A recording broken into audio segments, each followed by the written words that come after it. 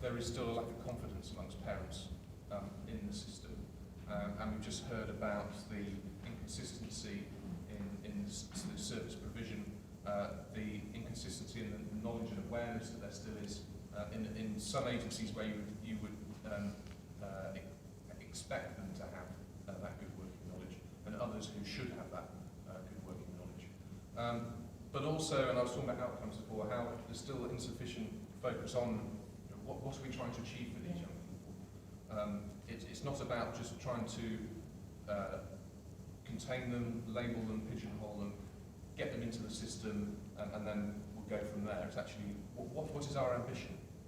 Because we know that they have something unique, they have a skill, they have something that we can nurture and bring out of them if only they get the right support.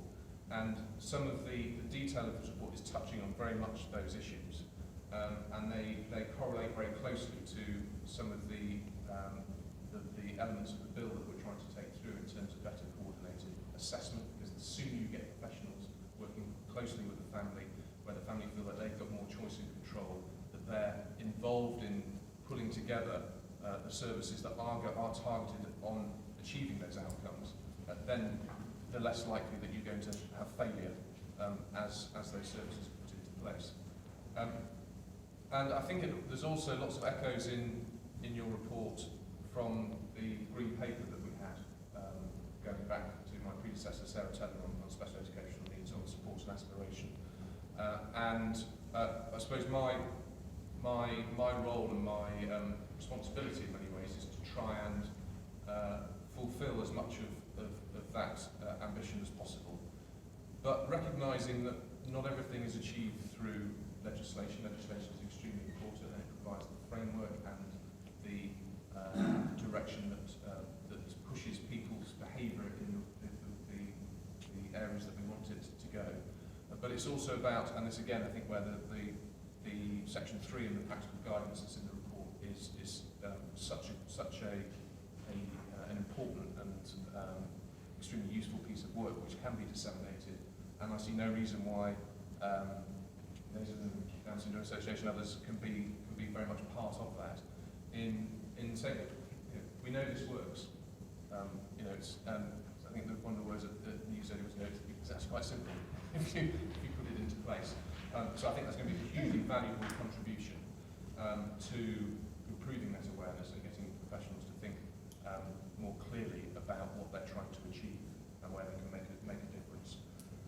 On the issue of accountability and inspection, I think that is an important lever to try and challenge the way people currently go about their business, and how we can move them into that more cooperative arrangement that we know works much better. Obviously, since last September, there have been changes to the Ofsted inspection, which has got a greater emphasis and a much stronger focus on SEN. I think that's right. What I'm interested in, and unfortunately I don't have the whole control of the department, so this is start to infiltrate into other ministerial areas, is in terms of how we assess and inspect the whole of SEN, rather than it being done in individual chunks. So it's concentrating more on the journey of the child, the young person, rather than on individual services. And I think the progress that was made in September is an important one, but I'm interested in seeing how we can better coordinate the inspection process as well as the assessment process, because the two go hand in hand. On the issue of identification, it's absolutely right that where there is a very easy way of gaining it in identification, then that should follow through very quickly to every agency, and so it's immediately on their radar, and it's not something that they can just absolve all responsibility of because there isn't a specific identification.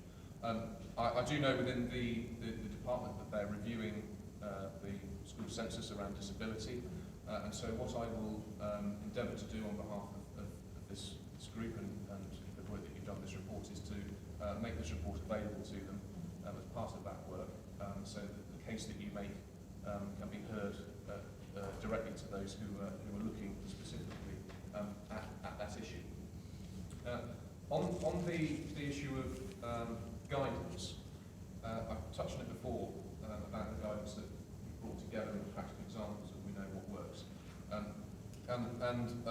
I fully understand the sort of clarion call for a central prescriptive level of guidance.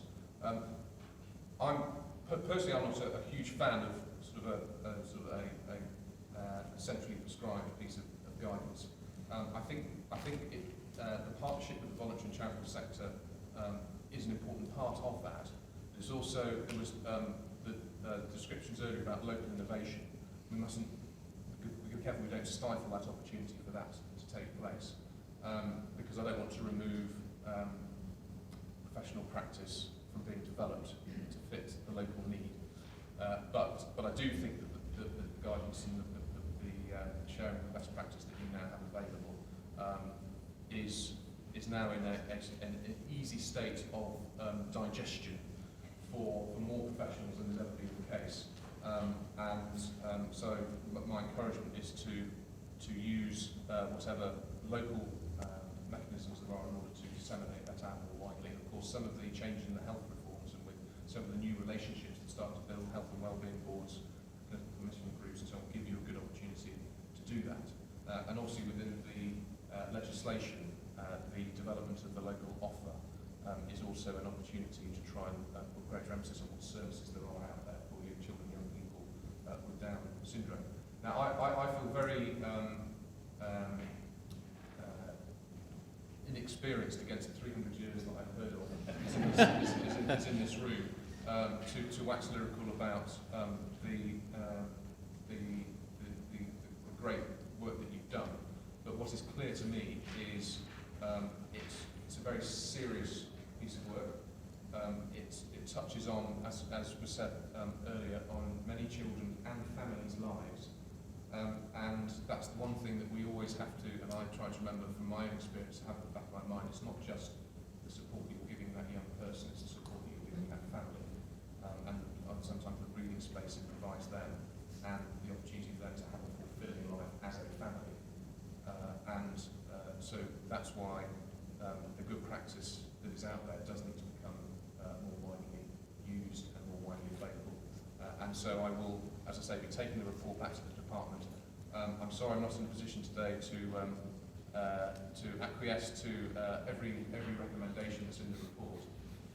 But as I say, there are others who have responsibilities that I need to talk to. But there are some specifics that I've suggested that I can take back and ask that they look directly at your report for better information, better understanding as they develop areas of policy around reviewing the school centres, for example. And I assume that there are other departments that you're wanting this report to go to. And if you haven't managed to get a door into the Department of Health or Departments of Communities or Local Government, then I would be very happy to make sure that those ministers are also aware of the work that you're doing, because as our legislation is seeking to demonstrate, education is not just about education, it's about everything that is wrapped around that education. And so there are other ministers and other departments which have a role to play in improving the potential for children and young people with Down syndrome to fulfil their potential. And so I would want to make sure that they